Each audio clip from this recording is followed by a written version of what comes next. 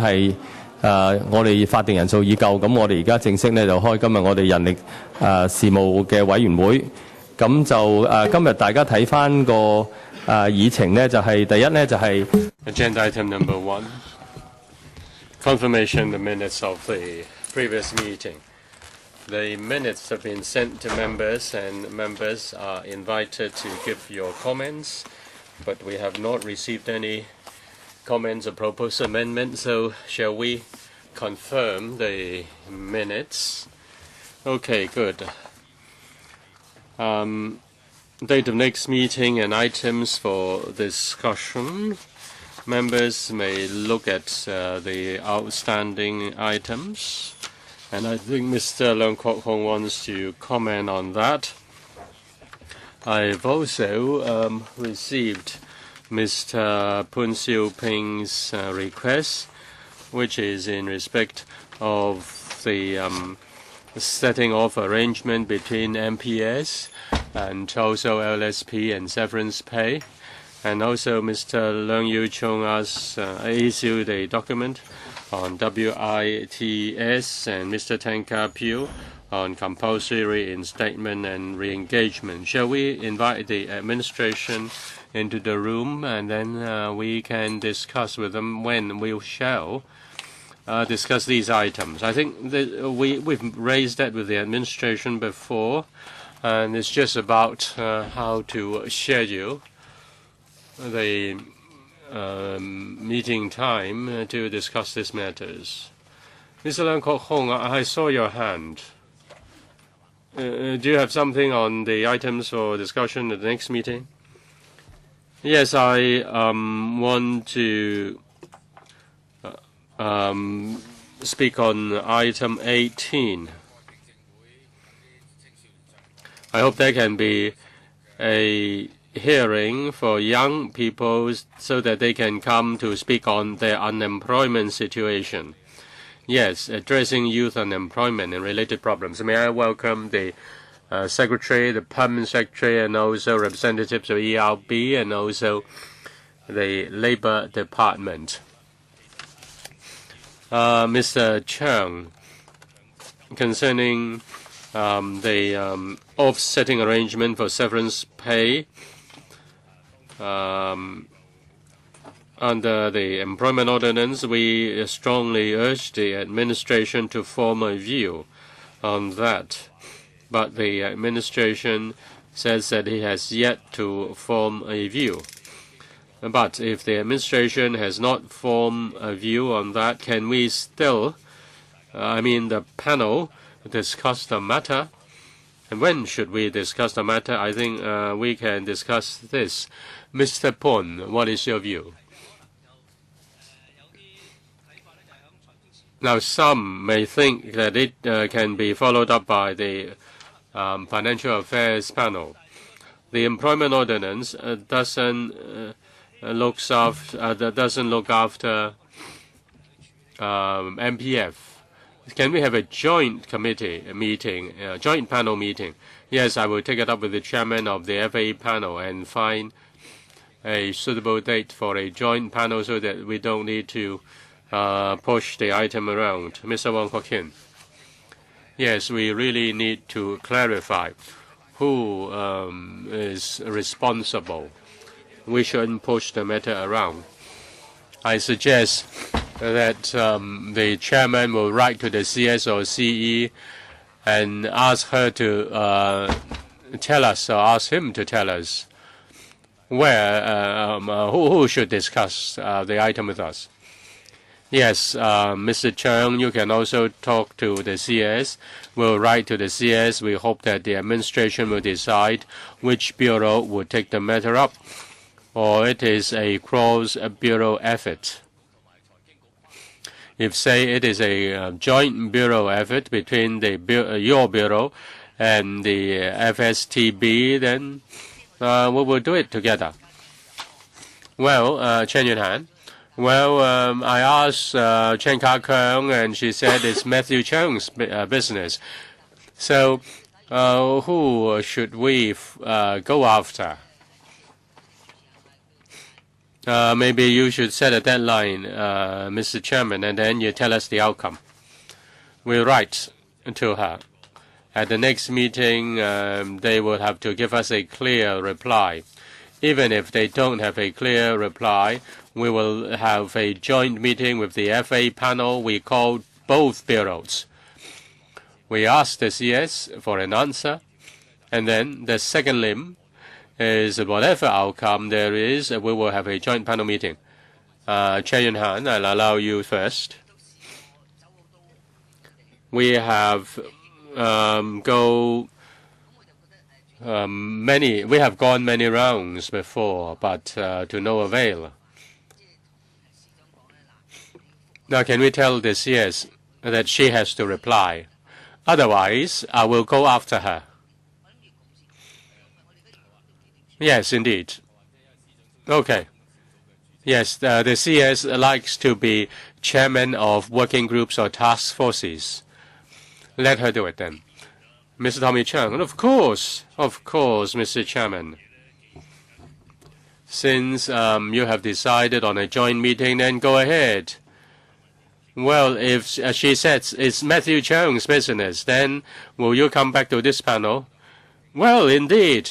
If then you don't have a joint meeting, we will not have a joint meeting. If it belongs to the FSTB, if it belongs to Matthew Chung's business. But if it is the FA's panels, then I will ask for a joint meeting.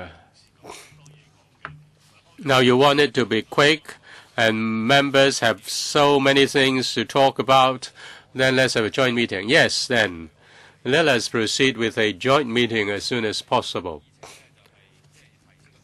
Second item, Mr. Teng Ka-piu's letter is about legislative proposal on compulsory instatement and re-engagement. He asks when the administration will legislate. We hope the Secretary will give an open answer to Mr. Tang. Thank you, Chairman. With regard to the legislative proposal on compulsory reinstatement, on certain legal points, we discover, the DOJ and the judiciary have discovered certain issues. We are trying to resolve those issues. And if we can, then we hope that we can introduce a bill within the second half of this year. We have been discussing it for a very long time, but the DOJ and the judiciary have certain legal issues. Now it is to be done. It is to be tried by the Labor Tribunal. So we really need to convince the judges. How long would you take? Well, we're working on that. In fact, we are talking to the judiciary. We have had a high-level meeting with them. The matter has been delayed, and we have been waiting for a very long time. Well, you seldom admit that you have been dragging. No, I'm not dragging. They are caused by objective factors. We have discussed that with them back and forth several times. Give us some room. In fact, last week, we talked to the departments concerned. We had a high-level meeting to deal with the matter. Teng Ka-piu, I don't know how you would like to deal with that.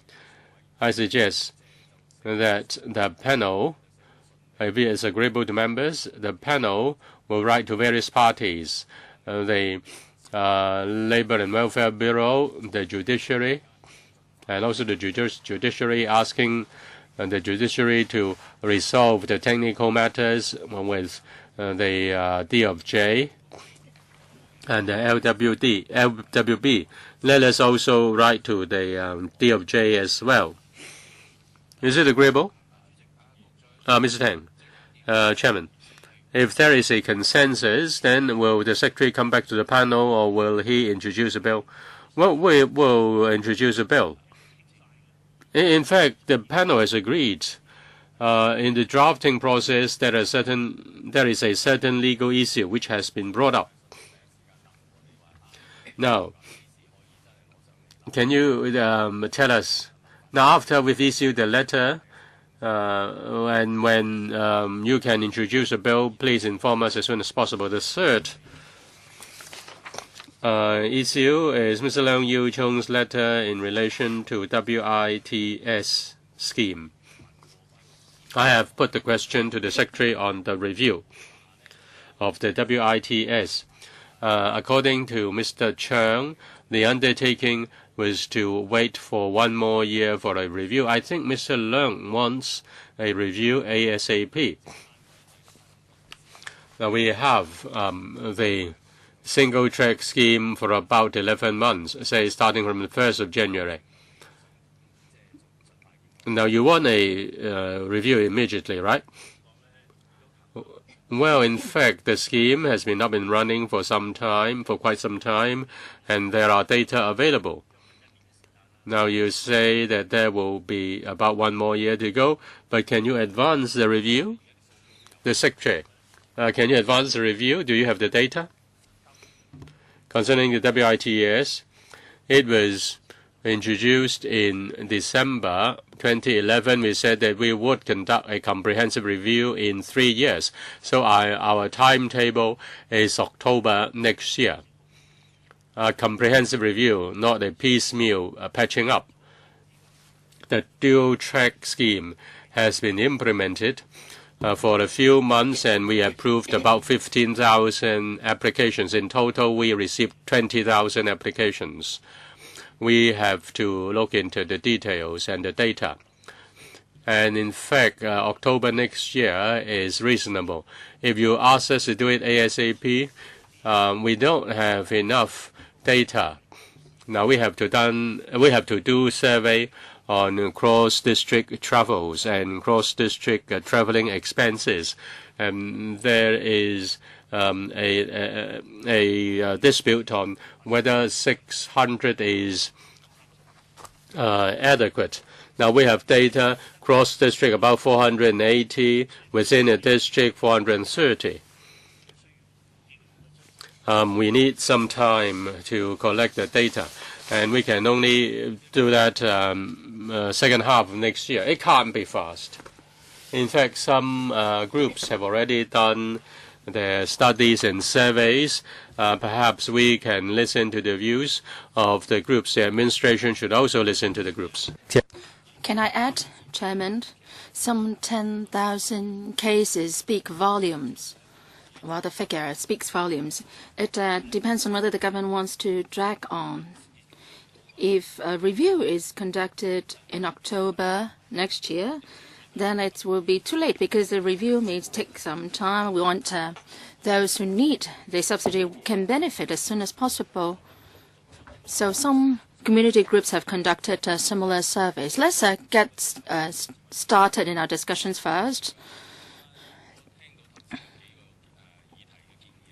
There are several suggested items. My proposal is that for the first item raised by Mr. POON Siu-ping, we hope to arrange a special meeting jointly with the panel on financial affairs. We hope to have it before the Lunar New Year in January. We will make that suggestion to the financial affairs panel. And then on Mr. Leung Yiu-chung's item,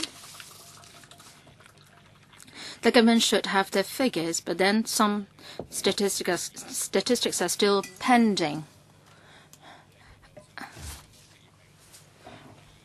Well, according to the administration, there are 2 agenda items for the next meeting. Report on occupational diseases in Hong Kong in the first half of 2013, and then second one, extending retirement age and encouraging employment for the middle-aged. Some people may have views, and some 200,000 people claim that they are retirees. So for this agenda item, we might have to listen to views of some community groups. So on the basis of these 2 items, can I suggest that we add an additional item on WITSS? So we may have to start the meeting earlier at 3:30, and then it will last till 6:30. So that's for the next meeting. Now, as for the employment of young people raised by Mr. Leung Kwok-hong, we might have to hold a public hearing too.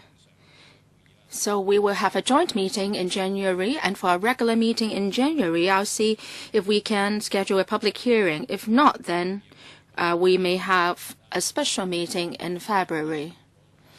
So there will be a public hearing in January or February on employment of young people. A lot of people are concerned about this issue.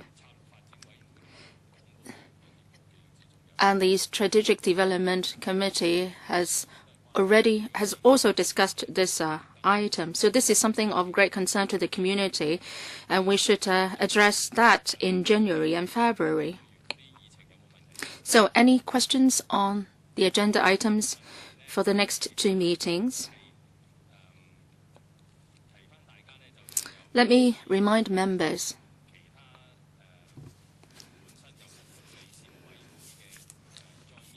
there will be a joint meeting with the Welfare Services Panel. It is tentatively scheduled on the 9th of December from 2:30 to 4:30 p.m. Is that confirmed? Yes, that's already confirmed. That would be on employment of women. So we would discuss different issues under the population policy. One has to do with the problem of women employment. Ms. Chen Yin-han. The Welfare Services Panel will have no objection to the meeting. Under the population policy, there are several areas. Well, this morning we had a meeting of the Welfare Services Panel, and the clerk reminded us of this item. I don't have a problem with it.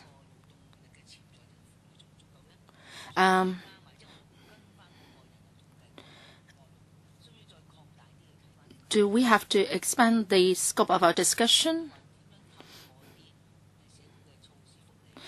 i.e., how we should implement social policies to encourage people to rejoin the workforce, including women? Should we expand the scope to that? Yes, we can expand the scope a bit. We can also ask deputations to give views. A lot of the issues actually have to do with our welfare policies. There is also the question of age discrimination. So we can look at it from a wider perspective, i.e., the potential workforce in Hong Kong. So we can invite deputations to come and share their views on potential workforce. Actually, we will be discussing the extending the retirement age in the next meeting.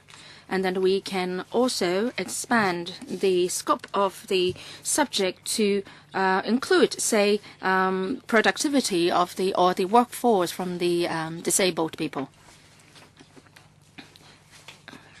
While extending retirement age, well, that will be discussed in the Manpower panel. The meeting will be held at 4:30, 17th of December. A lot of people are concerned about this, and I hope that the government can present a set of policies. Secretary, if you have any suggestions or policies, can you present them to us? The consultation on the population policy will last till the 23rd of February next year. So we will be listening to views from the community in this period. We have an open attitude. We don't have a stance or policies. We are willing to listen to your views, and we can gauge your wisdom. Chairman, I don't object to the government's open attitude, but then we've read reports that the Civil Service Bureau is studying the policy for civil servants in this area. A lot of people have expressed their views on this subject. So for whatever work that you have done, can you share the progress with us so that we can understand more about your thinking? Secretary, whatever progress you have made, whatever points have been raised at the Population Policy Committee, please share those with us. As for the welfare services bodies, well, they do have a problem of a retirement age. And in many community or social service organizations, the retirement age is 55. So that should come under your work portfolio. So please, can you share with us your proposals on extending retirement age in community bodies? Because Mr. Potang's review might not include your work area. So, Secretary, can you also look at the social welfare sector when it comes to this subject? Well, every organization has its own policy. So, I'll try my best to see if I can come up with something. So, can you urge or promote among NGOs to extend the retirement age because they come under your work portfolio? All right, so much for the upcoming discussion agenda items. We've now come to the the agenda proper. First item is injection into the Employees Retraining Board, LC paper CB2 279-1314 /03. I'll make some brief remarks first. I don't want to repeat the background. For the levy on FDH, that has been cancelled. As stated in the policy address, we want to alleviate the burden on the middle class in employing FDH because a lot of grassroots families are employing FDH, and some 11,000 households living in PRH are employing FDH. Now, after the cancellation of the levy, the government is committed to ensuring that the ERB has a stable financial support because retraining is an important task. So they are now working on training and retraining. So in the 2013-14 budget, the FS has agreed to inject $15 billion into the Employees Retraining Fund, and that has already been included in the budget estimates. After we get the endorsement from the panel and the FC, we will be able to get the funding. We plan to go to the FC on the 20th of December, and we hope to commit a non-recurrent expenditure of $15 billion. If the funding is approved, we will discuss with the Hong Kong Monetary Authority on the investment arrangement. The present thinking is that the bulk of the fund will be placed in the MA so that investment return linked to the performance of the exchange fund can be gathered. The present estimate is 5% per annum, and the funding available will be around 750 million per year. That is the interest earned. And to a certain extent, it will be able to satisfy the funding need of ERB. At present, the annual spending is around $750 million to $790 million per year for the ERB. So much for my presentation. I'm happy to take questions from members. Permanent Secretary and the Executive Director from ERB, do you have anything to add? If not, then the floor is open to questions by members. Sin Chung Kwai, Tan Ka Piu, and Poon Siu-ping, followed by Leung Yu-chung, Chen Yun-han. 6 members first, including myself, 7 altogether, 5 minutes each. Mr. Peter Cheung first. Thank you, Chairman. After the levy on the FDH is cancelled, I support the injection of $15 billion into a fund. The investment return is estimated at $750 million per year for use by the ERB. Well, the sum may fluctuate from year to year. Based on the inflation rate, the amount will be $750 million per year, but that will rise year after year.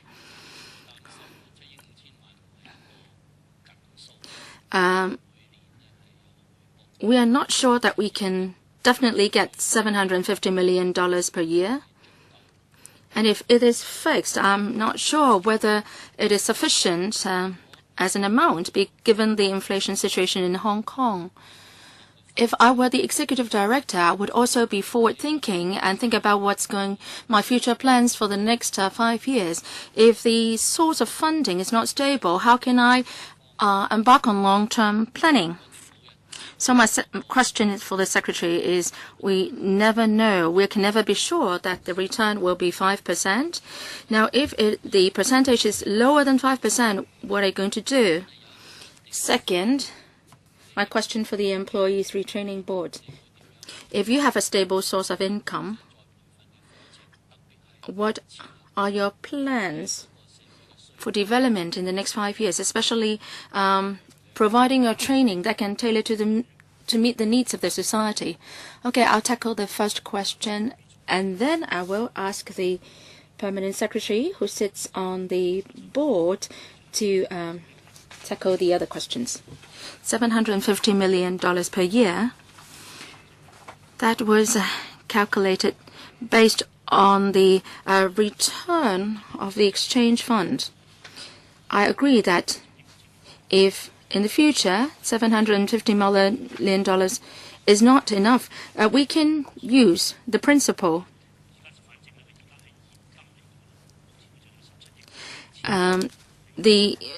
There is this balance of $1.74 billion in the ERF, and that can last for some time, and then we will have $750 million each year, or we will be spending $750 million per year.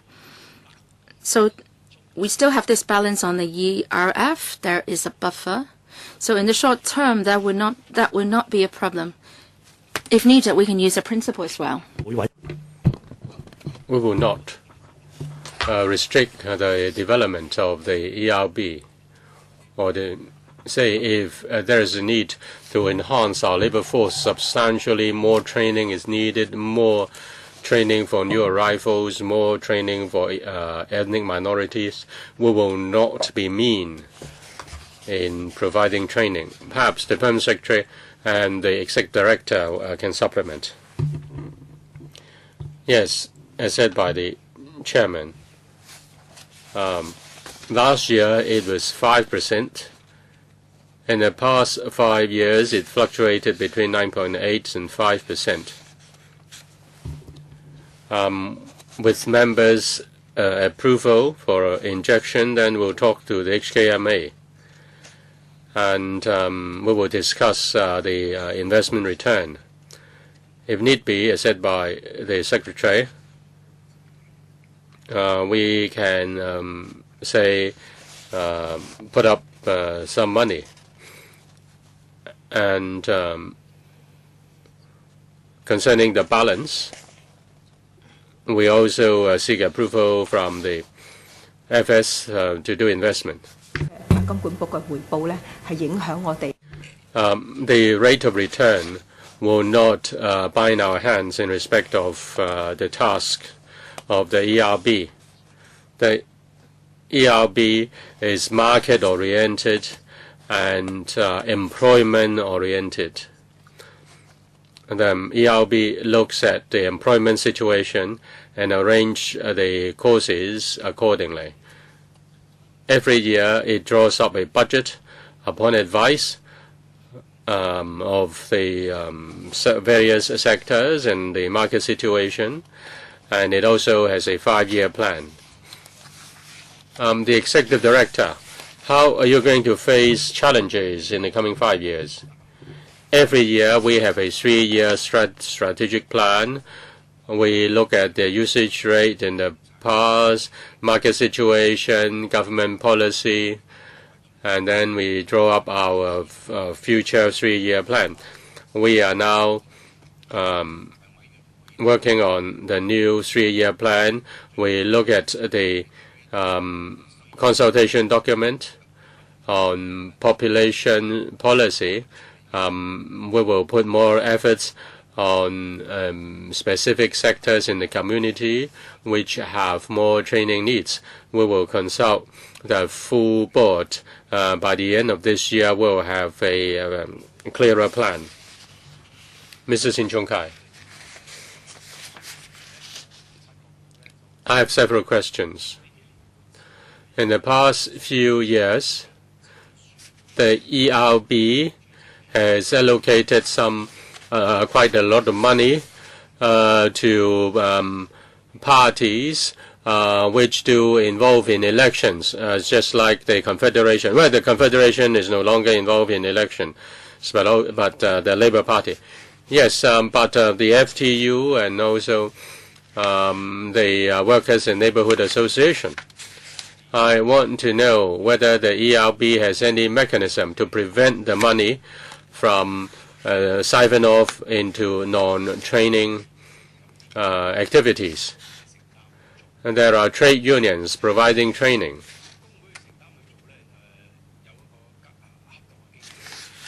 Well, if that is a suitable mechanism, that's still okay.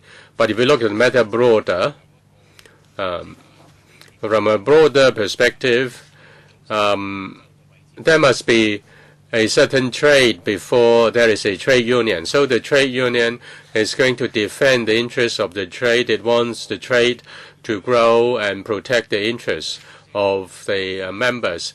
But what about emerging trades, emerging industries? Because they're emerging, they do not have unions. And there are few participants, or there are few workers.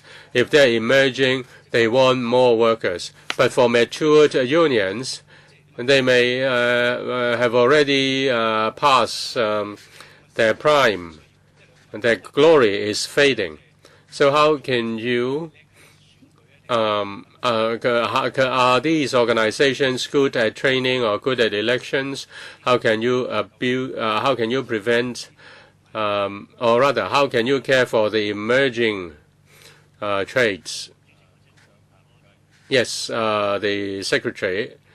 I will answer the question first, and then the Secretary, the Executive Director will speak on the details.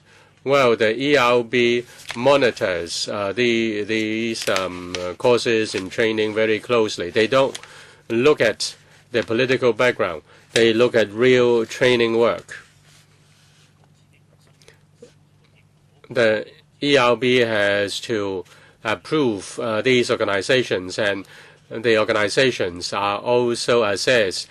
We give the courses to these to the trade unions, not because they are trade unions, but they are training institutions. We give many of them are NGOs. Out of 100 or so, only a few have trade union background.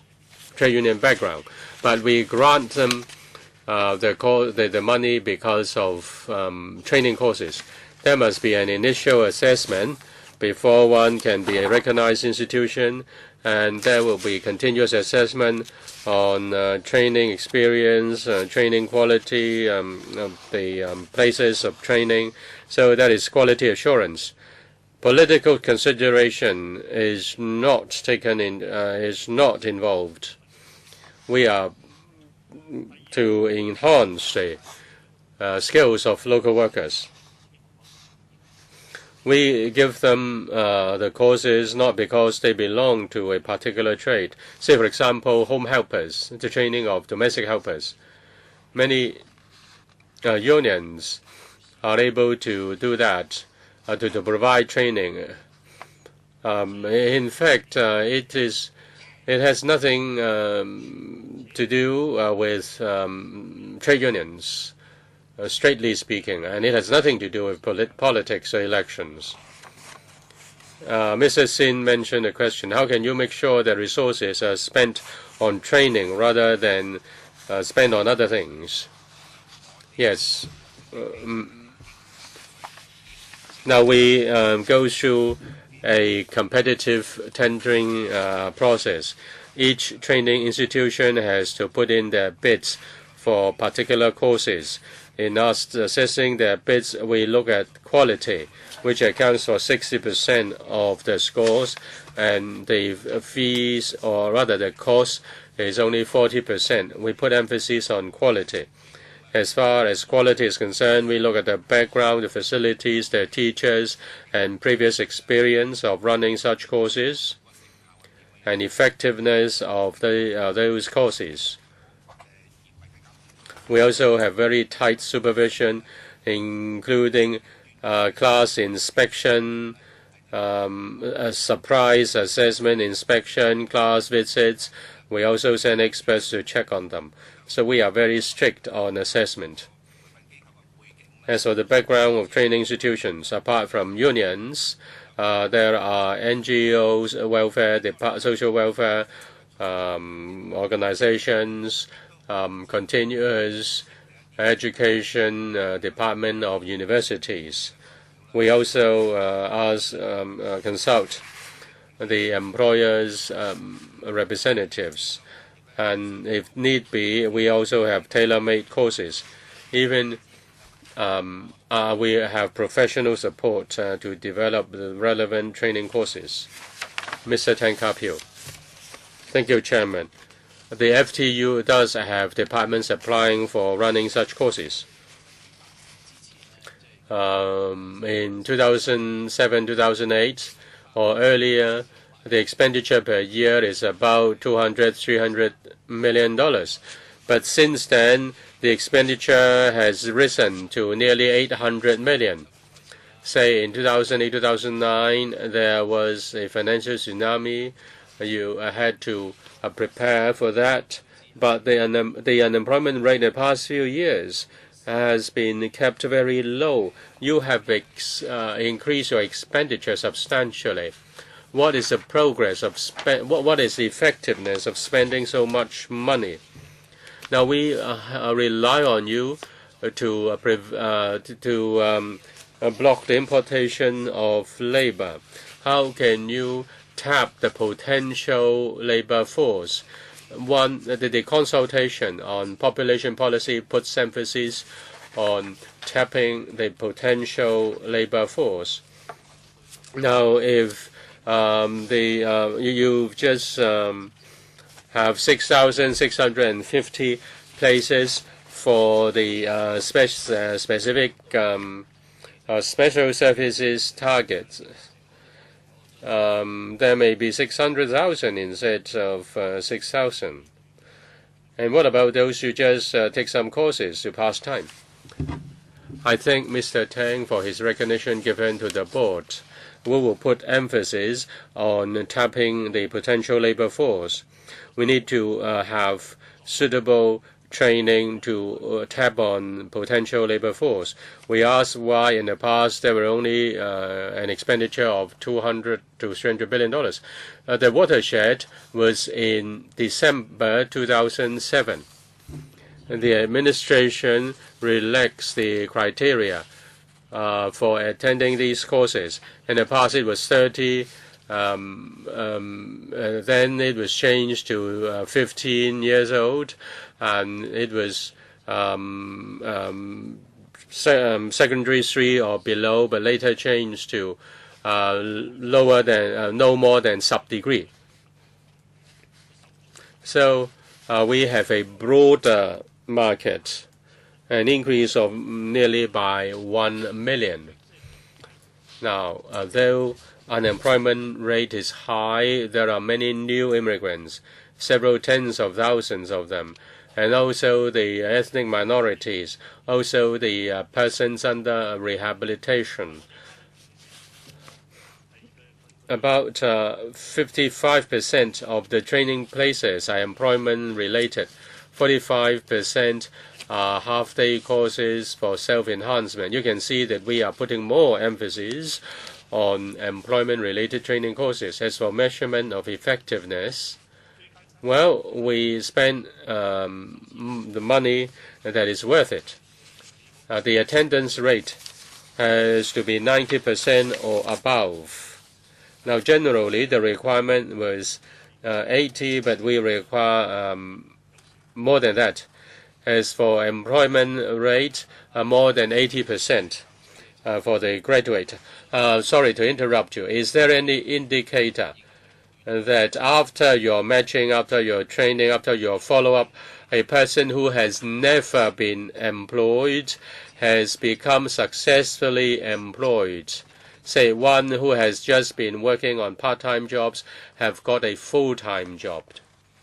Now the employment rate was 80 to 83%. Even after 6 months, more than 60% still remain in the job. This is a rather firm number. We do tracking. After training, we have a tracking of 3 to 6 months. We support them. Perhaps the executive director can explain that further. Concerning the employment rate, we set it at 70%, and we can achieve 82 to 83%. But we don't have an indicator of full-time work. The trainees have their own choice depending on their background and time available and family situation.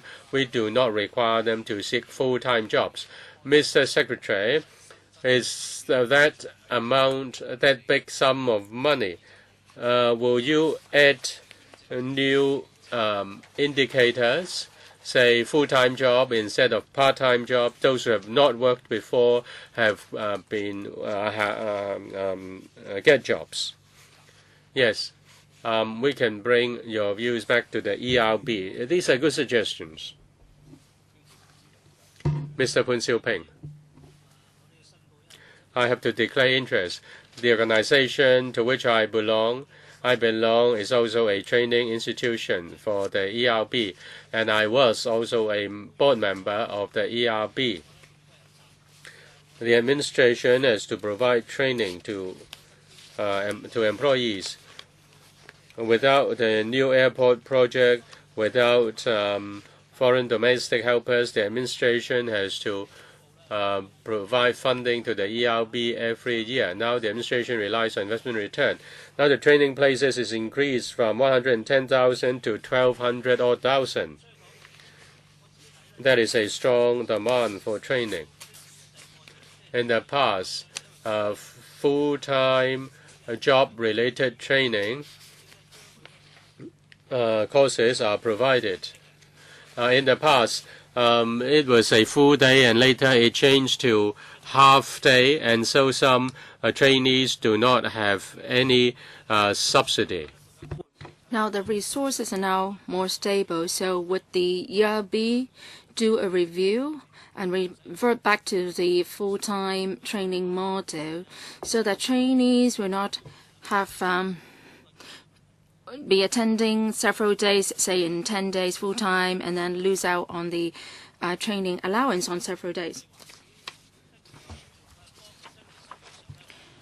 If a person is unemployed, he doesn't get an income, and through retraining, he hopes to acquire new skills. Now, for this retraining allowance is now $153.8 per day, but that has remained unchanged for a long time. Can we adjust it based on the inflation rate? The ERB is providing training on home care and property management, and try to encourage the unemployed to join these sectors. The Secretary said just now that the eligibility has been relaxed to those aged above 15 and education attainment at sub-degree level. But for some sectors, they require higher caliber personnel. So would you be further relaxing the eligibility for the criteria for the training program Secretary, would you be doing some review in these aspects? I will answer from a macro point of view, and then I'll ask the PS to give you the details. As for the retraining allowance, $153.8, it's been there for some time. And at one point, we thought about whether the allowance should be disbanded altogether, but we decided against it ultimately. The focus is really not on the allowance, but rather helping the trainees to acquire new skills. And the allowance is there to just help the trainees out a bit. So we retain this amount at $153.8. So we are not going to cancel the allowance, but in the short term, we won't adjust it or increase it.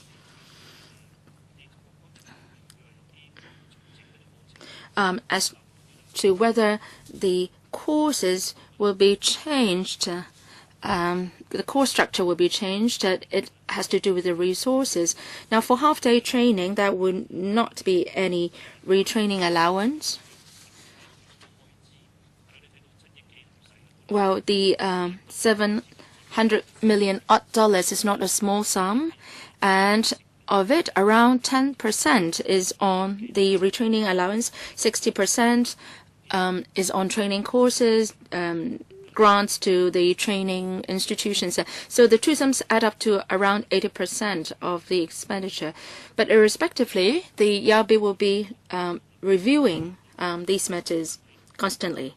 Now, as for the eligibility criteria, what about university graduates? I don't think these are the ERB's target groups. It's already a very major step forward by relaxing it to sub-degree level already.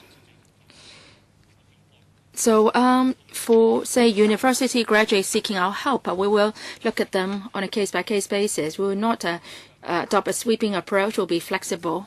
Executive Director, anything from you? I want to supplement a bit on the figures. On the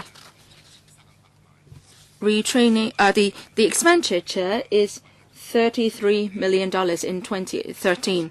Now, if we want to change all the half-day courses to full-time courses, we have to pay an extra 1/3, and that is around $22 million. And that means 2,500 full-time placement type courses or 15,000 half-day places. So if we want to change the course structure, we have to look carefully at the resources and the expenditure. Well, when we do a review in the future, we will take heed of your views. About the academic qualifications, have you ever discussed that, as what Mr. Pan suggested? About university qualifications or trainees with university qualifications, we will look at the cases on a case-by-case basis. The main service targets are really those who don't have the much skills. If we have to expand the scope to cover university graduates, we have a lot more resources will have to be incurred. That would be a pressure on us. If, say, the PWD's new immigrants, although they are university graduates, they may have difficulties in getting a job, then we will be flexible. We may allow them to take our courses too. Next one, Mr. Leung Yu-chung. Thank you, Chairman. I want to declare that the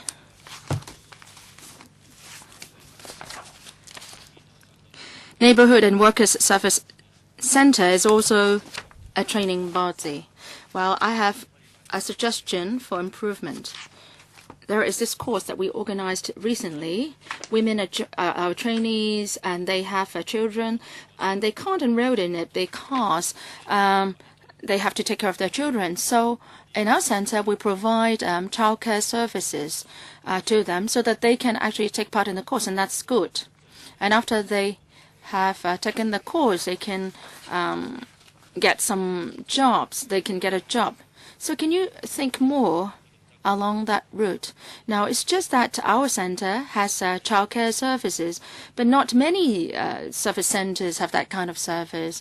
Now, if that is going to be provided, extra resources will be incurred.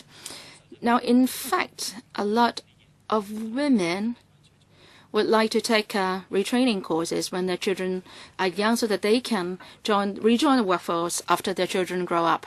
So can you think of more help for these women? Also, practicum time. Well, a lot of courses have to do with teaching, but not many practicum opportunities are provided. Extra resources need to be incurred as well. So can you devote more resources to provide practicum opportunities?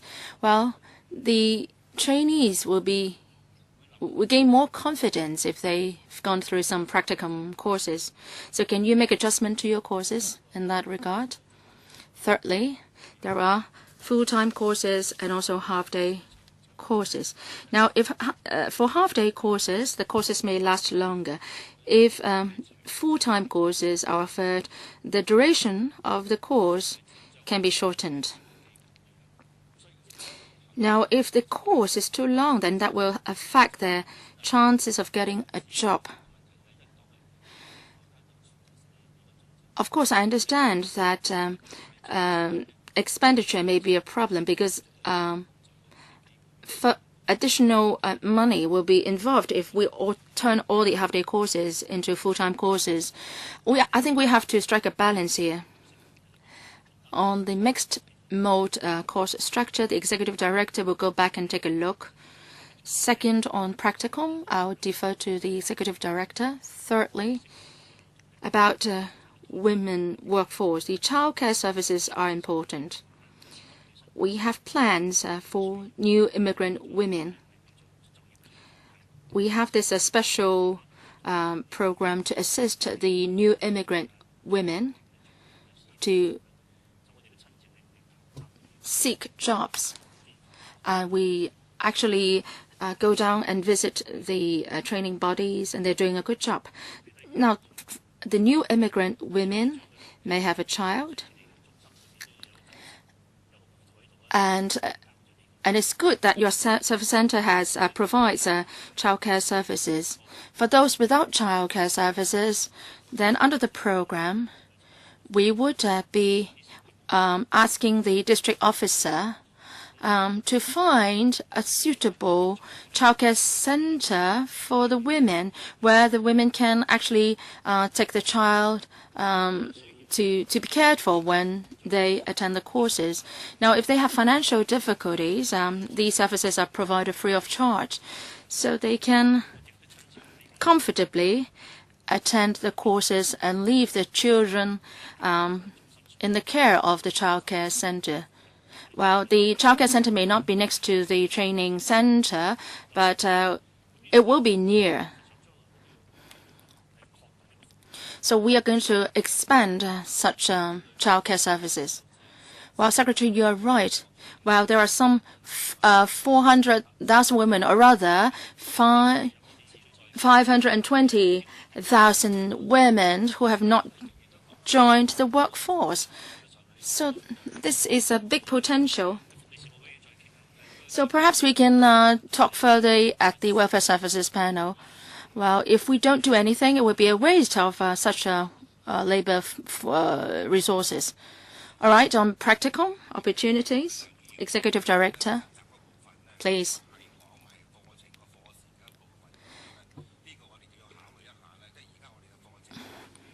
At present, the courses are already on the QF.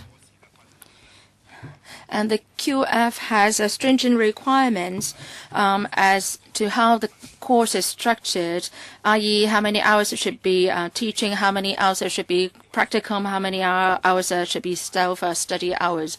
We can't be too flexible on that because they do have stringent requirements. In any case, we would try to make minor adjustments, taking heed of Mr. Leung's views. we can also consider subsidizing the training bodies to provide additional practicum opportunities. We will go back and study Mr. Leung's suggestion. Thank you, Chairman. Next, Ms. Chen Yun Han. Thank you, Chairman. As for the injection of capital, we support it. That will be a stable source of funding for retraining programs.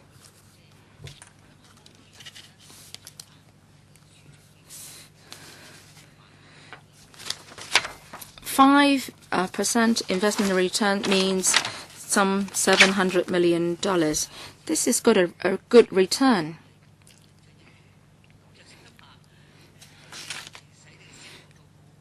So we can just rely on the interest for our expenditure. But the question is whether that can really materialize. I don't know what kind of investment method you will use to generate a return of 5%. I have doubts on that. My question is, the ERB has been here for 21 years. So much has happened.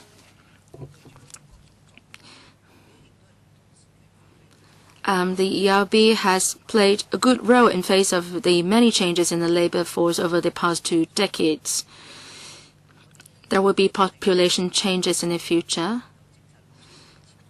And under the population policy, there is the mentioning of potential labor force. How can we tap the potential labor force using retraining programs?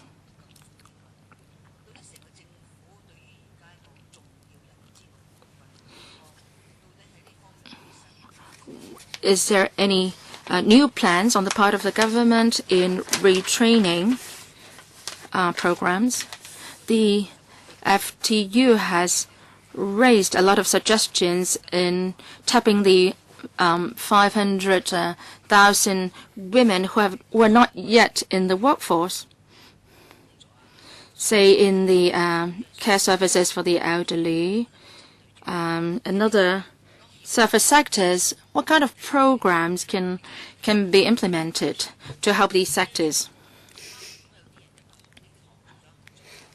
Well, some people in these sectors quit very easily. So I would like to ask the executive director, you are spending $700 million per year. What are your plans to meet the manpower shortage in certain service sectors? I thank Ms. Chen for the question. Why there is a return of 5%? That's performance of the exchange fund. It's not something made up by us. It is the view of the HKMA. Now they invest strategically, they invest in bonds. They are not just putting money into the bank, in the savings accounts. They have investment strategies. And the HKMA has good track record. It's not something made up by us. It is a conservative estimate. The details can be explained at the Finance Committee. Ms. Chan, you've asked a good question. With regard to tapping potential labor force, we want to train up the people for various services, say the care for the elderly. With an aging population, just caring for the elderly demands a lot of people. Even young people can work in this industry. If there is a career ladder for the young people, that will be very important. We have started to encourage young people to work in homes for the elderly. Not just carers. They can be nurses. They can be different kinds of therapists. There is room for development. We have to plan their career paths. Well, I'm not saying that you have not made your point clearly. I just want to ask a simple question. In 2008, the FTU asked for dedicated funds for specific purposes. How can you target at a particular sector and provide training, including a career ladder? I went to a forum yesterday. Some professors asked why the salaries for private homes for their elderly are so low. If you can help them to help women to enhance their skills, then you also need to pay them better, so as to get people to join the business, join the trade, or remain on their jobs. I think the administration has not done enough. On the skilled upgrading committee, we look at the catering industry. Through cooperation between employers and employees, the situation has been improved through joint efforts. But in retraining, it seems that you have a lot of money to spend, but you are not doing enough. And we are worried that if you are, on one hand, you provide training, on the other hand, you import labor. Since there is a huge potential labor force, why can't you provide better training? I don't know how the chairman will deal with that. You can't just allow them to spend the money without target. That's not what we want to see. What about effectiveness? I think there must be specific targets, and and he has to log on the target. Now, we have strategy for upgrading skills, upgrading of skill in catering industry, also QF for caring for the elderly. We have a ITAC. We help the development of such trades and industries. Chairman, if I may add.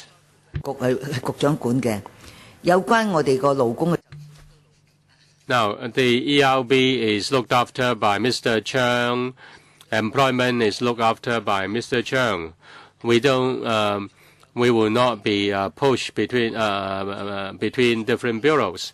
Now, if you have dedicated money for specific targets, if you don't have enough money, you can target on that. Say, I have been the convener for the catering industry for 10 years. In the beginning, the trade didn't put emphasis on training. Now they have changed the mindset and put emphasis on training. Now, we spend the money, but we can't address the target, and we have to import labor. That's the problem. I think the Secretary and also the Executive Director know Ms. Chen's concern. When you drop your 3-year plan, I hope you will put emphasis on effectiveness. Next, Mr. Wong Kok Hing. 香港總商會咧，琴日就係好高調開記者招待會，就係。Now, yesterday, the Hong Kong General Chambers of Commerce called a press briefing and asked the administration to import labor as soon as possible in a high-profile manner. I've already refuted their arguments. This today is a good time to discuss the matter. I want to ask the Secretary and also the Executive Director. Now, the business sector says that they have a lot of vacancies. They can't get bodies to fill the vacancies. But there are unemployed people as well.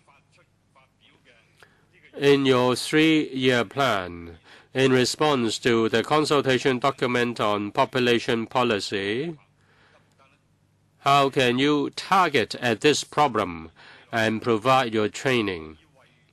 In the coming 3 years, you can target at this manpower problem so that the business associations will not have any excuse for importing labor. The FTU is the view that this is not this is not responsible, or this is rather irresponsible, and it is just a short-term measure. It will only reduce the competitiveness of local employees.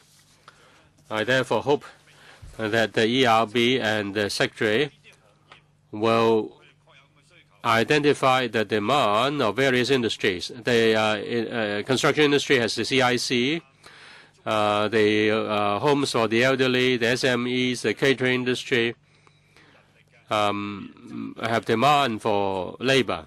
You target at these industries and provide suitable training. Can that be done? I hope the Secretary and the ERB can respond. I thank Mr. Wong for his question and his view. I fully agree with him. We should focus our attention on the local labor force and tap potential labor force in Hong Kong. That's the theme of the consultation document. We should tap our local potential first. After we've done our part and there is still shortage of labor, then we have to consider importation of labor. Importation of labor is not the emphasis of the consultation document. Now we should tap labor force, our potential labor force first. The ERB, the VTC have to consider how to make good use of resources to tap each and every available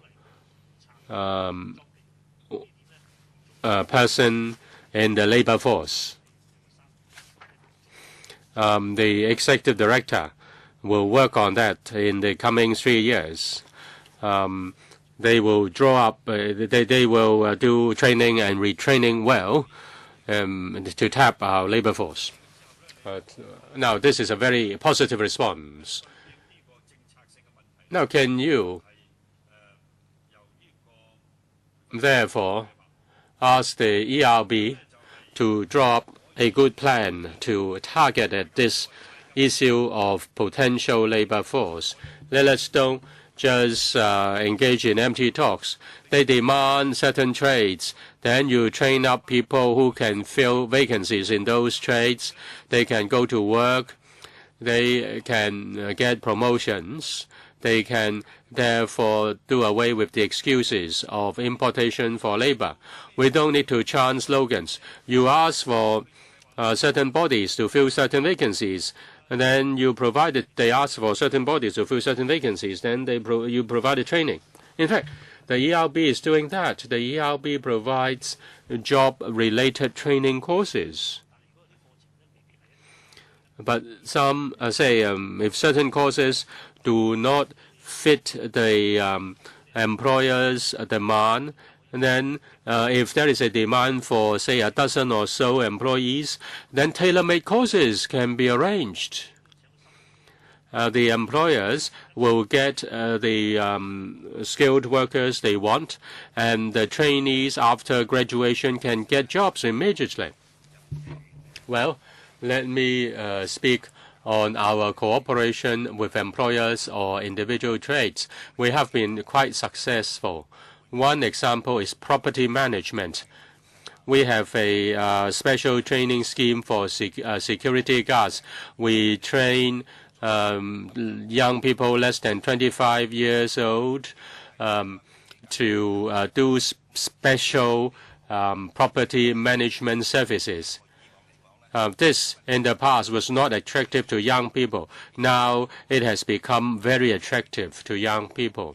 If we get the support of the employers or the industry, then and if we provide training, and after training many can get jobs, then it will be very attractive to the trainees. Just a few words. I urge the business sector, the chambers of commerce, to make full use of the services available in the ERB and the VTC, and they shouldn't just start with importing labor. And Chang first. Thank you, Chairman. I want to speak on funding. The administration is going to put $15 billion and get the HKMA to do the investment. It's hoped that the yield of 5% means $750 million, and that roughly can meet the expenditure of the ERB. As for the ERB, a stable income is very important. I suggest that you talk to them.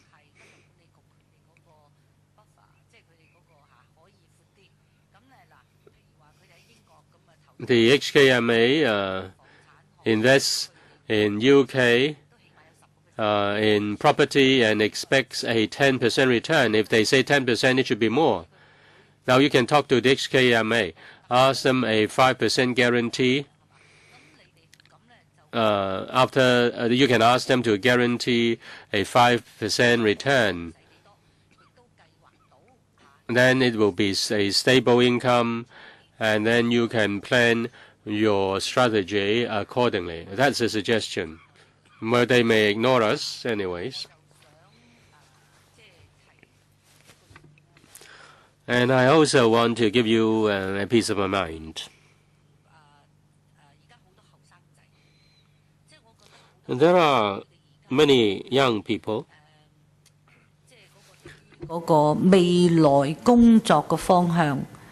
There are many young people who are not quite sure about what they will do. They are not quite sure about their plan for their future.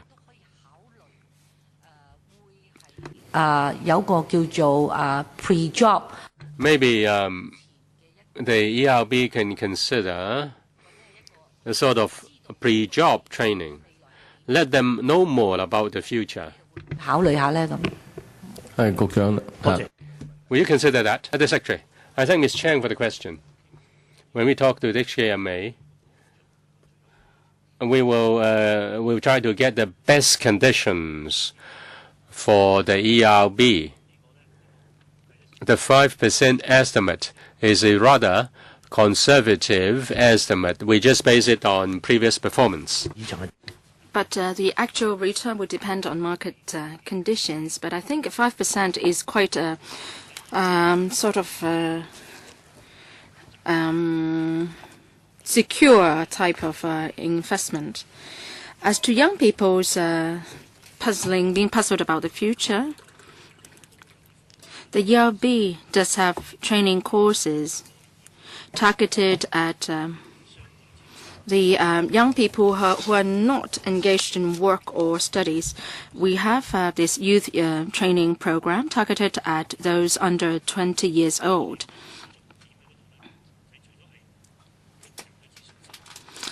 The young people will gain more self-confidence through that program, and they will acquire new skills, say hairdressing, cuisine, and so on and so forth. These are sectors which are more attractive to the young people.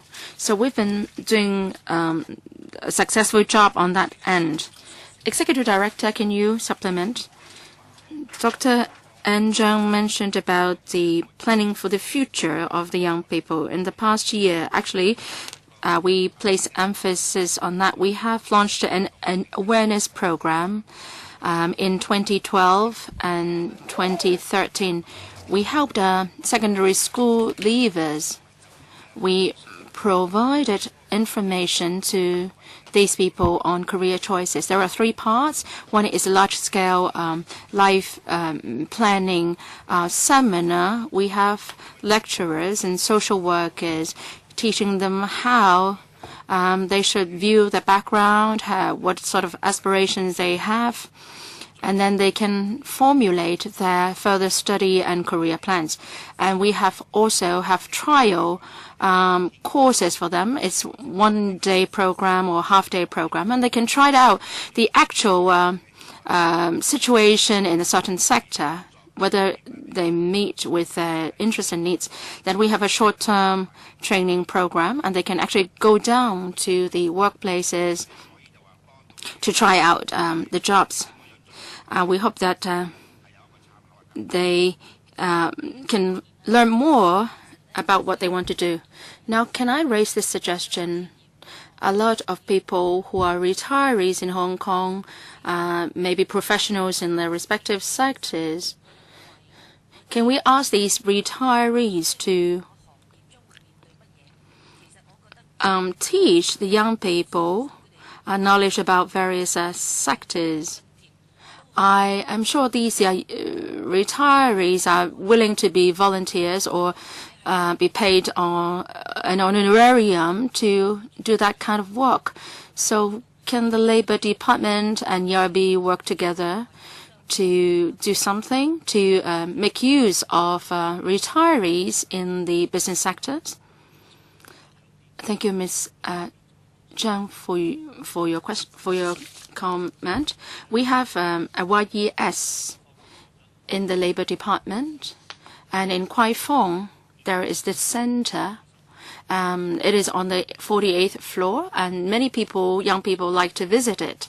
And we host many seminars and invite professionals, successful figures in various industries and retirees to share their experience and perhaps also share experience on how they start their own business. We are doing all that. All right. You mentioned about inviting retirees to do talks. We will do more. Well, we have an agenda item in the future on employment of young people, and we can further discuss that topic later on. Mr. Kok Wai Kang next. Thank you, Chairman. A $15 billion injection into the ERF. In the CE's policy address, it stated that the levy on FHDH will be cancelled, hence this amount. But I want to reiterate that if an employer is going to import workers from overseas, he should undertake to pay or share the responsibility of training and retraining local workers. Now, for the supplementary labor scheme, only some $10,000 million in levy can be generated. Now, compared to $700 million for the ERB, then that's a big difference. So, of course, the injection of capital is going to help. Now, I have this question. On supplementary labor scheme, they are the low-skilled workers from overseas. We have also the talent quality migrant program. Well, these migrants are also laborers imported overseas. Why isn't a levy, or why isn't a fee levied on them? Why shouldn't we be imposing a levy on these three other programs as well? They are also importing workers from overseas. Every year, the ERB spends some $790 million, and the interest generated will be $750 million. There is a difference of $40 million.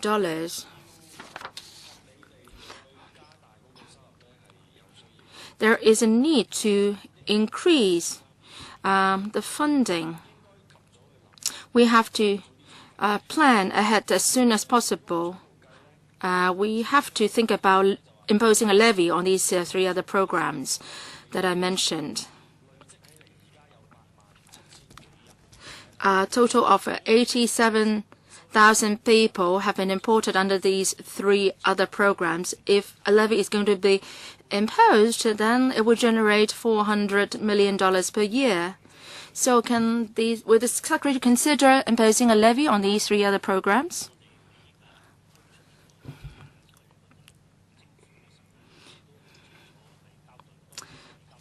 We have made our position clear earlier at the LegCo. The levy has to do with low-skilled imported workers.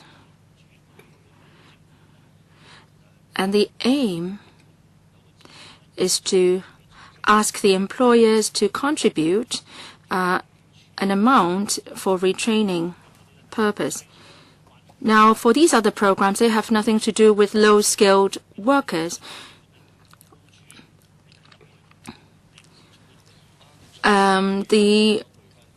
Low-skilled workers need to be retrained. But are you saying that these skilled or higher caliber personnel don't need retraining anymore? Well, the ERB targets at trainees with education attainment below a degree level. We have expanded that in December 2007. Well, I think we should strengthen our work as regards young people. Now, actually, employers have been shirking their responsibility, or employers have been shirking their responsibilities in retraining. They are asking the government to do it on their behalf. And I'm sure that these retraining programs will only get more and more.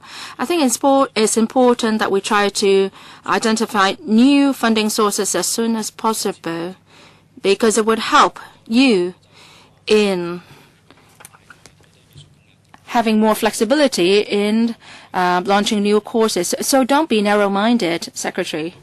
Mr. Leung Kwok Hong, next, please.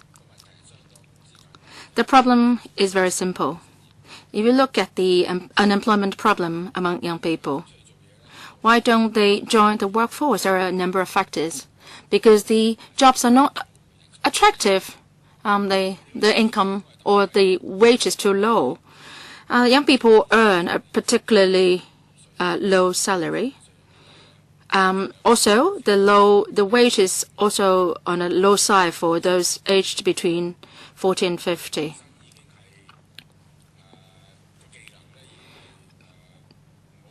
Perhaps your skills are not that needed. Well, a job is all about selling off your productivity.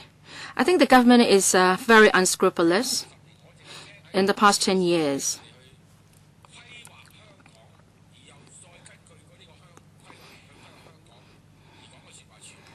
They have talked a lot about plans for manpower planning, but all the plans haven't materialized.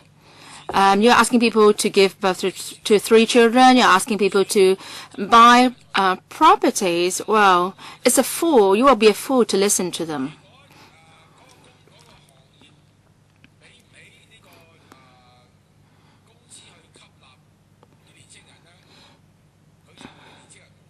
If a certain sector offers too low a salary and that's not attractive to young people, and then you are pointing your fingers at the young people, saying they are useless.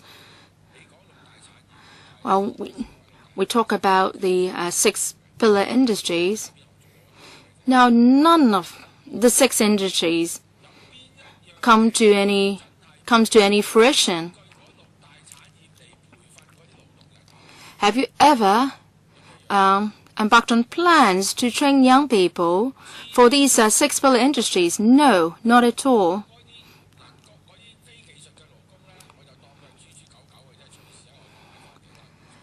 Well, you seem to want to import unskilled workers from overseas. Matthew Zhang said that you are going to tailor-make training programs, but I don't think you're doing a good job. With a certain company wants to retrain its staff, but it is passing on the costs of doing that to the government, and is asking the government to inject $15 billion into the ERF. you are giving so much favor to the companies. If you tailor-make a program for the companies, perhaps the company will not be continue employing the workers in the end. So what good does it make? The employers are asking the government to do all sorts of retraining, especially for skills which are difficult to acquire. Are you trying to tailor-make training programs for imported workers too? So it's a waste of time. All employers have the duty to train their own employees. If you want the government to do it on behalf, you should give money to the government.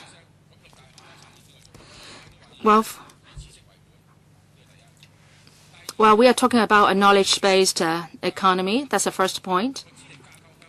Secondly, the workers have to move up the QF. So who is going to pay for the cost for that? You are asking the women to work in the community at $19 per hour.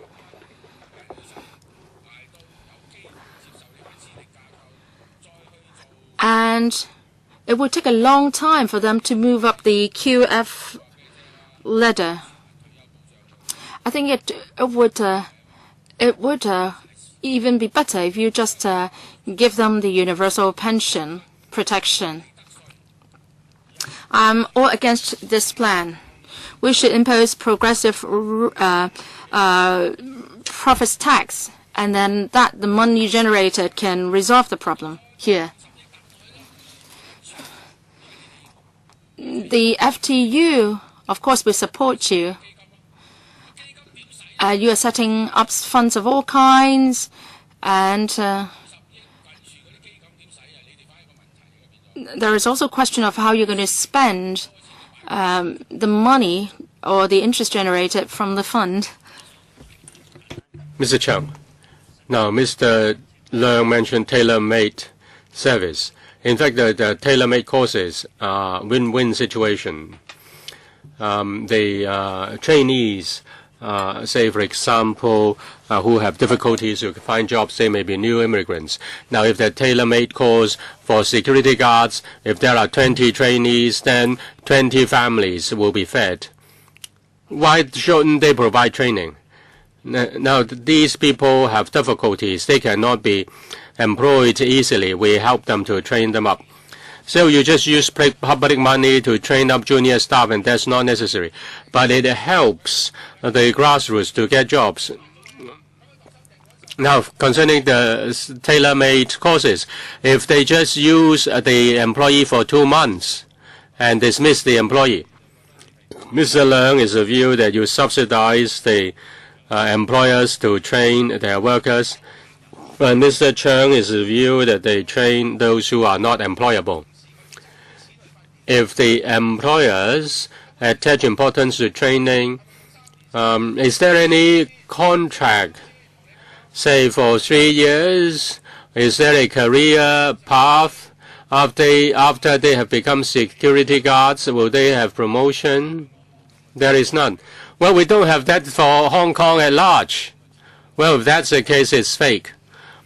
Well, then, in fact, the labor system in Hong Kong is rather exploitative. Mr. Albert Ho,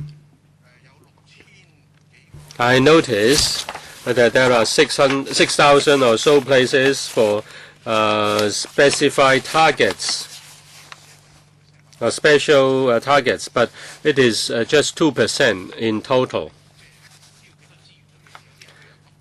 Now, these people have special needs, maybe. Say, PWDs or rehabilitated people and also ethnic minorities. Do you have adequate places? Just 6,000 or so. In particular, the ethnic minorities. Do you use their language and also English as the medium of instruction. And is 6,650 adequate? The executive director will respond. The 6,650 are special service targets. We use English to teach the ethnic minorities and other 7 languages like Urdu and other languages. Basically is in English, the teaching medium. As for the about 7,000 places, they are for special service targets. This is based on planning. If there are more, then the training institutions can apply for increase if there is a bigger demand. We set it at the usage rate in the past. Usually, the places have not been filled. Therefore, we talk to the task force on community, special community needs. As for ethnic minorities, we have difficulties in recruiting trainees. We need to provide incentive to ethnic minorities to receive training. And we are doing 2 things in this regard. We develop courses that can make good use of their strengths. Say, for example, working on cruises. They can use their language.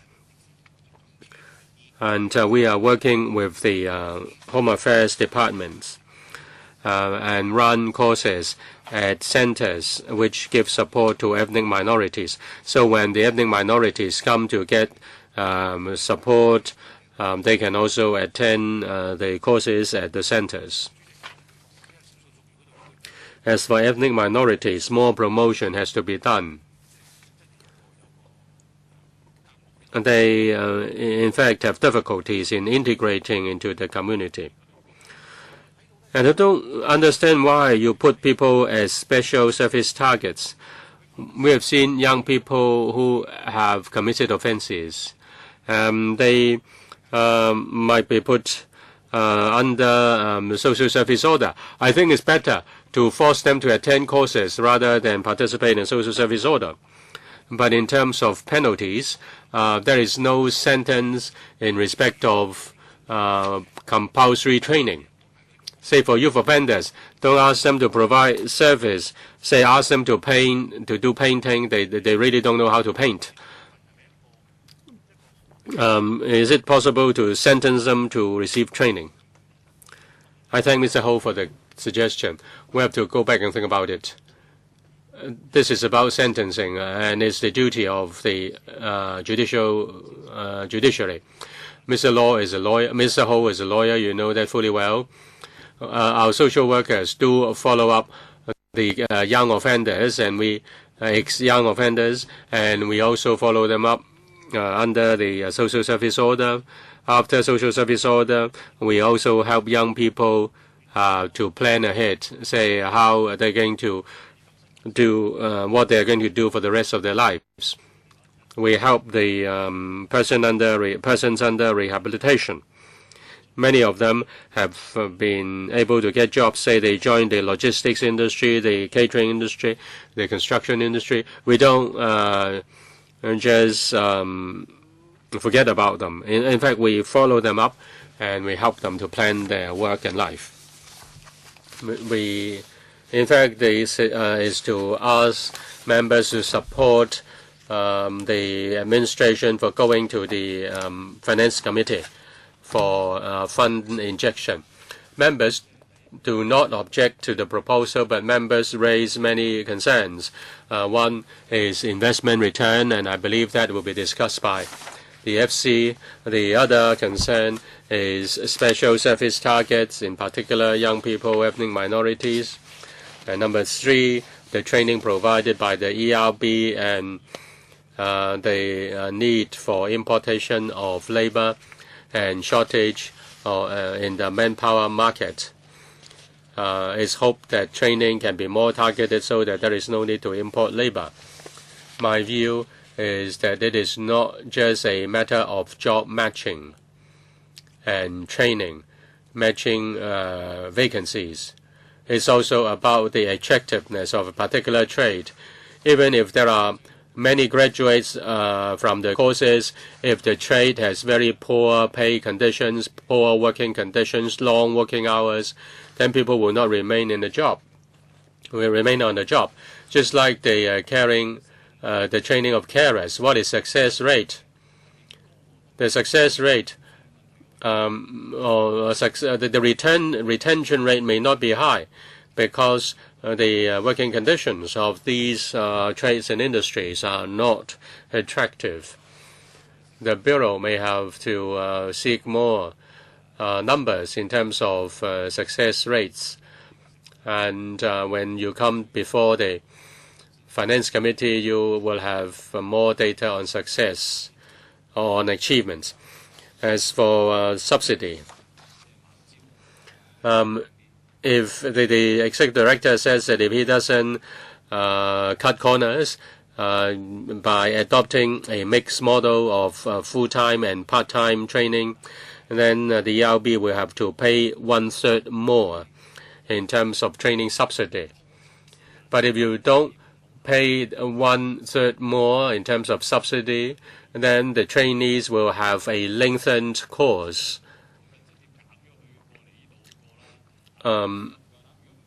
You dare not act boldly. I think it's better for you to pay the 1/3 more, which will cost you just additional $20 million. If you don't need any injection in the next, say, 50 years because of your investment return, then you can really pay a bigger subsidy. Even if you don't have any investment return, you can last for 15 years at least. And if you have investment return, you really can last until 2047. I think we can discuss that when we come to the FC. Mr. Cheung, you don't need to reply. These are our concerns. The next item is on occupational safety. I thank Mr. Cheung and also the representatives of the ERB. Let us move on to occupational safety. We have Mr. David Leung, Mr. Lee Chi Leung, and Mr. Leung Chun Ho.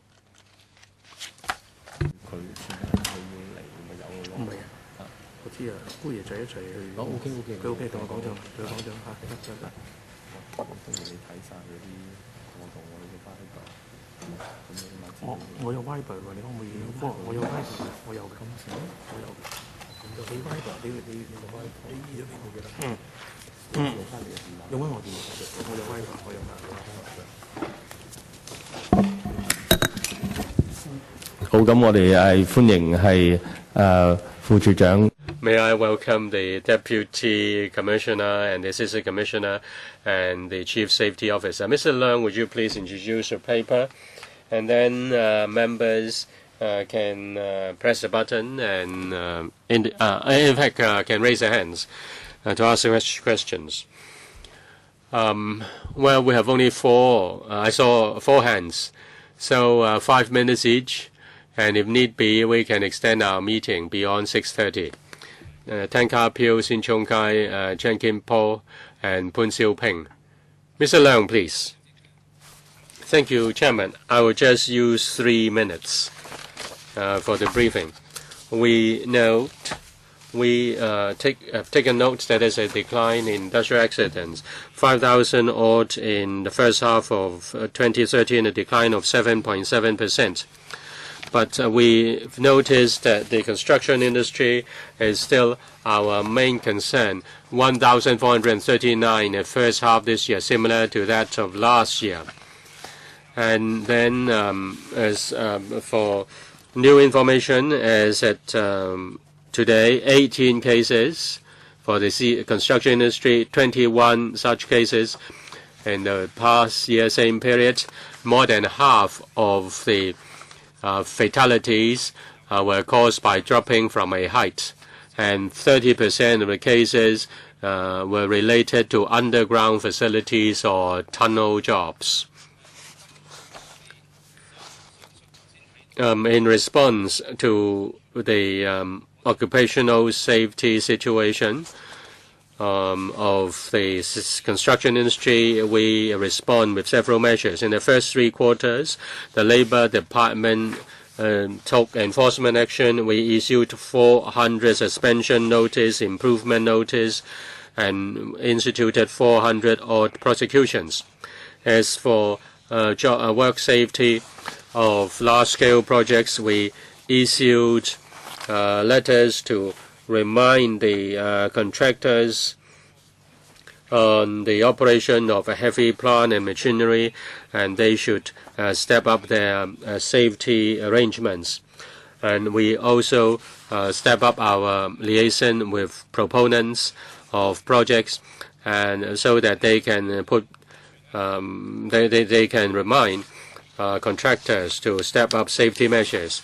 We have also stepped up our manpower on inspecting the mega projects, and we look at their safety management systems to see if they are working well. Half of the fatalities in the construction industry are related with working at a height.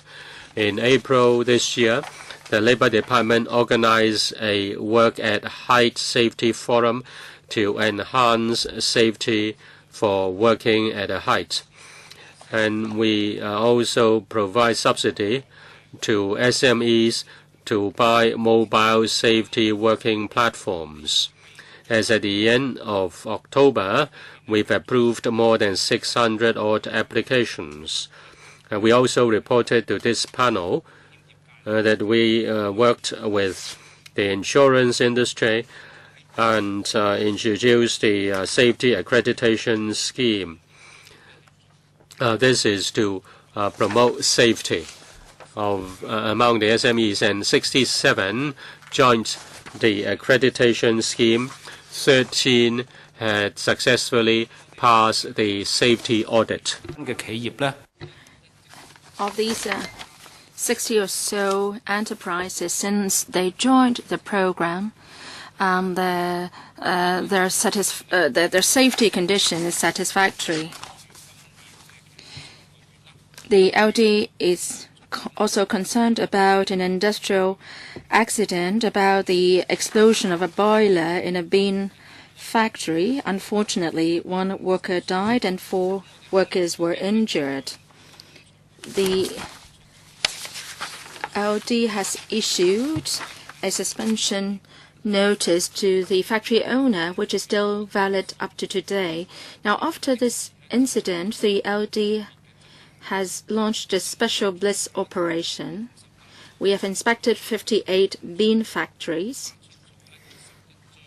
and issued 11 suspension notices asking the owners to improve their production facilities. They can only resume work after they have launched improvement measures to our satisfaction. Earlier, the society is also concerned about OSH in container handling industry. The LD has urged the operators to make improvement. As we understand it, the cargo handling workers, in terms of meal breaks, toilet breaks, and inclement weather arrangements, there have been improvements. We will continue to keep a close eye on the progress of these implementation measures, of these improvement measures. Can we just to speak for 4 minutes? Tang Ka-Piu. I would forward this document to the construction industry to let them have a look. In 2012, there were 24 accidents. Well, that should be more. Now, this is the 2nd year that I'm in electrical. And Well, we were never told that how many people died from occupational injuries. In 2012, there are 196 cases of deaths resulting from occupational injuries, but then there were only 29 fatal industrial accidents. Shouldn't we not be looking at the deaths caused by occupational injuries as well? In 2012, there were 44 reported cases of deaths, but there was just some 20 occupational injuries. There is a difference of 20 cases. What are these 20 cases? You just give figures on occupational injuries and then industrial accidents. We don't see any figures on deaths caused by occupational injuries. We are talking about some 200 cases. Now, the accident at the bean product factories are heartbreaking, and some of them involve ethnic minority workers. Some ethnic minorities workers may be locals and they may be imported. What are the figures in these two groups? Lastly, I want to talk about transport industry and professional drivers. In the next meeting, we will be looking at occupational diseases in Hong Kong. We've raised many times that professional drivers are not covered in existing legislation as far as safety is concerned. Would the government be doing something in that respect? Thank you for your question, Mr. Tang. Figures on occupational injuries. These are broad figures. Now, within the statistics, some are industrial accident cases. Well, Mr. Tang talked about figures in 2012. In 2012,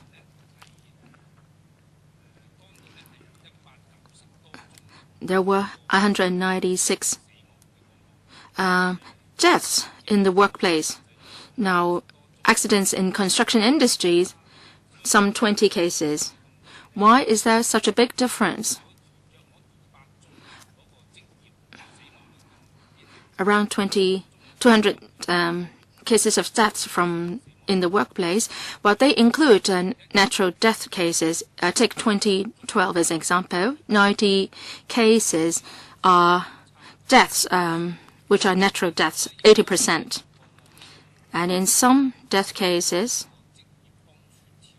they're not covered by OSHO. 33 cases happened outside of Hong Kong. They were working. They happened outside of Hong Kong. 11 cases happened overseas areas. There are other classifications. Upon checking by the police and us, we suspect them. They have to do with committing suicide or criminal offences. So if Mr. Tang wants detailed statistics, then we are happy to provide them. Now, as for the classification of cases in relation to ethnic minorities, in fatal accidents, 2 of them are ethnic minority workers. As for injury cases, how many of those have to do with or involve ethnic minority workers or imported workers? I don't have the figures on hand. I can supplement later in writing. As for transport sector, professional drivers, when we drew up the OSHO, why weren't they included or covered? We did make an explanation before, and in fact, in the meeting last year, we also explained, and that had to do with the road traffic ordinance. We have some sort of division of duties here. If professional drivers are engaged in non-driving duties, they are also covered under the OSHO. Well, can you be clearer Next time, you said earlier or before that you will conduct a review. All right, next, Mr. Sin Chung Kai. I am concerned about safety in relation to different job types. You don't have figures specifically on different job types. For example, in Annex 1, you talked about the transport sector. Last year, the electrical here, we discussed whether we should tighten the regulations on professional drivers because their performance may jeopardize public safety. Should we have dedicated statistics on professional drivers so that we can monitor their situation on a long-term basis?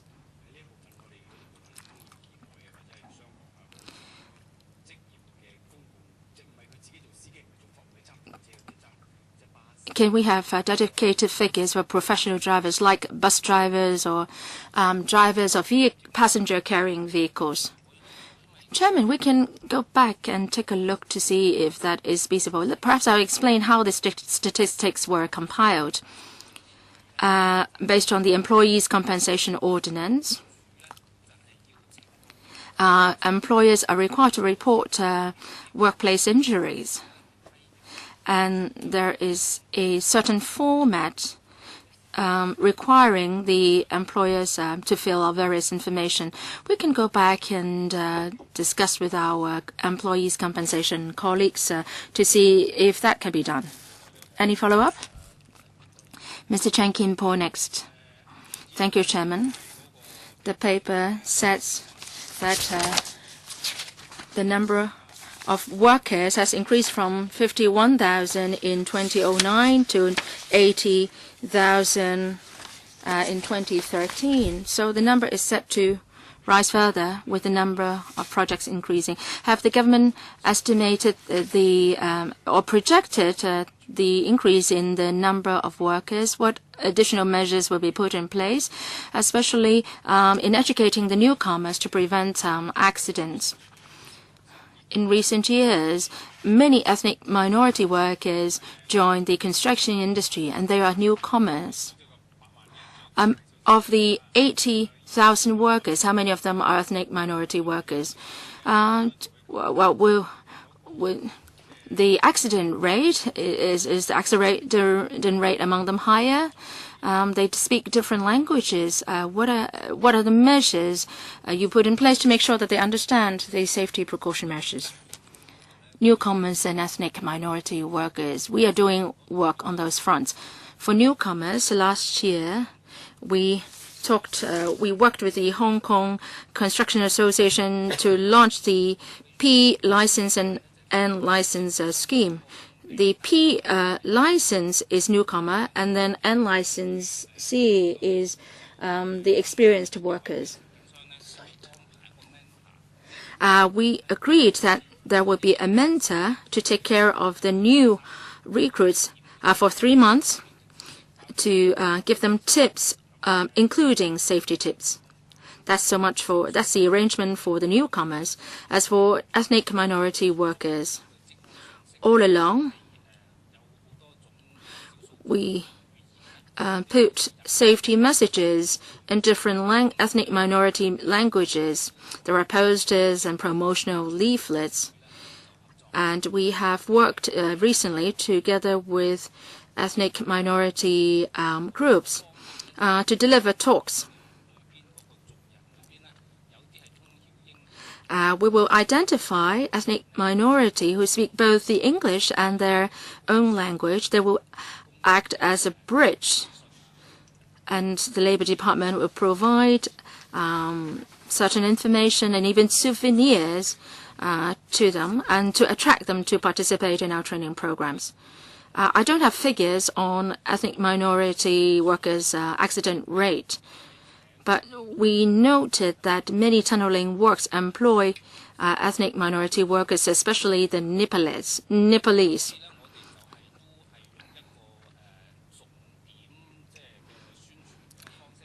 We use a targeted approach. For some tunneling works, the environment is a high-pressure environment, and this work can be carried out only upon the Labour Commissioner's approval. So before the work commencement, our colleagues will conduct briefings on occupational safety. So before they start all these high-risk tasks, they will have an understanding on safety precaution. And our colleagues will also remind employers who have not implemented any precautionary measures. Have you got statistics on accident rate of ethnic minority workers? I don't have the statistics on hand. Well, would you be focusing on tunneling works then, if that's the area where most ethnic minority workers are employed? Well, there are more accidents in relation to tunneling works and works beneath ground. So that's why in my introductory remarks that I said that would be a focus of our work this year. So let's extend the meeting time, say, for 50 minutes, because we've still got 2 members who have yet to speak. Mr. Poon Siu-ping, and then followed by Mr. Leung Yiu-chung. Chairman, in the first half of 2013, there has been a drop in the number of accidents compared to the same time last year. But let's not rest on our laurels. In the construction industry, there are 18 fatality cases. The accident rate per 1,000 workers in the construction per 1,000 workers in the construction industry is 35.9. We understand that the rate is even lower in housing authority sites. Does the government has such figures? Will the administration consider extending the standards adopted in the H8 sites to all other construction sites? The transport panel in an earlier meeting mentioned about an accident in the central Wan Chai bypass, and they asked the contractor to use a special type of hook to replace the existing hanging hook. Will the Labour Department consider applying or extending that requirement to all other sites? And also some workers told us that the crane drivers, they have to bow their head all the time during their work, and they have got neck problems and it's an occupational disease. Will the Labour Department look into that and classify it as an occupational disease? As for site safety measures adopted by the Housing Authority, we've looked into that. The Housing Authority, in choosing contractors, has adopted a very tight scoring system. Poor performance in one project will affect future chances of getting contracts. The HA builds residential blocks. In comparison with other private developers or mega infrastructural projects, the construction method adopted by the HA is rather standardized and uniform. And in fact, we are promoting the approach adopted by the HA. Last year, together with the CIC, we have a payment for safety scheme. The HA and also public works project, HA projects and public works projects have adopted this for many years, and we hope that the private sector will adopt that as well. The CIC is now talking to developers and their organizations on promoting this pay for safety scheme. As for the hook used for cranes, used by cranes, the director will speak, the commissioner will speak on that. As for the crane drivers working at container terminals, a special group is paying attention to that, and the Labour Department has meetings with this group. Now, upon the measures that have been adopted by the container terminals, we consider what more we can do. This can also be discussed at the meeting for occupational health. Now, concerning the crane accident. Now, that is a problem with the crane and also the hook or the ring. We've paid attention to that. Within the trade, this is considered to be an isolated incident on how to fix the hanging device, hanging and lifting device. In inspecting the sites, we put special emphasis on the setting up, the use, and also maintenance of these hanging arrangements. Mr. Leung Yu-chung. As said by other members, the number of industrial accidents has declined, but we cannot be complacent. We have to work hard on preventing industrial accidents. There are two issues here. The insurance industry keeps saying that they are making losses. The contractors are not able to take out employment insurance, or the premium is very high. As a result, workers suffered because they can't get employee compensation. They have no insurance cover. How can you solve this problem? As for some workers, when they suffered injury at work, the employer does not recognize that as work arising from injury. And then during the investigation period, a lawyer's letter is issued to the worker, and therefore the worker is not able to get any subsidy. As a result, the case is referred to the tribunal, labor tribunal, or the court. And during that period of time, there is no sick leave pay. And that will last for, and the litigation can last for a year or so. That's an additional suffering. The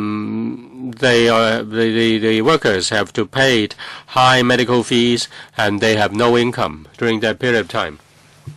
I think my answer may not be able to fully address Mr. Leung's question, but I can give the promise that I will refer your point to the Employment Compensation Division. We've noticed that it's not just the construction industry. Even the catering industry and the recycling industry have complained about rising insurance premium. 2 years ago, at the end of 2 years ago, there was the problem with the scaffolding trade. The occupational safety performance was very poor. 2 years ago, the premium rose significantly. So at the end of 2011, we had a tripartite meeting, and we drew up the RMAA safety accreditation scheme. Now this we turn a crisis into an opportunity. Since premium is so high, if they can have adequate safety measures which can pass the OSHC's scrutiny, then the premium will be discounted by 40 or 50%. That's a great incentive. Now, the scheme was launched in the middle of last year. 13 scaffolding companies had already got the Star Enterprise accreditation. They enjoy a 40% discount for a scaffolding master. The premium is $100,000 per year. 40% discount means $40,000 per year, and 10 masters means $400,000 per year. The company can save that amount of money. So the scheme is very popular among the scaffolding trade. In fact, 67 companies have joined the accreditation scheme, and we will continue to promote these safe scaffolding companies. We want to, we hope that the OCs, when getting the scaffolding companies, will employ those who pass the OSHC's vetting. This will be a strong push. I know that I have not addressed Mr. Leung's question fully. This is something we have done in respect of a particular trade. We've tried to find a problem, find a solution in respect of this particular trade. I will reflect the view of Mr. Leung to my colleague, and then I hope that they can give Mr. Leung an answer. I think Mr. Leung, concerning the insurance premium, many have raised concern. One is by accreditation to reduce insurance premium. Is it workable? At the end of the day, that may be okay for individual cases, but not for the general trades and industries at large. We may need to get the FA panel to discuss that. We have been discussing the issue of a centralized insurance agency, and the trades feel that insurance premium is too high. In fact, the employer is asking for centralized insurance. Finally, they are forced to accept it. We can discuss it later. May I thank the Labour Department representatives from coming. We will have a chance to discuss occupational diseases, and we can follow the matter up. Thank you very much.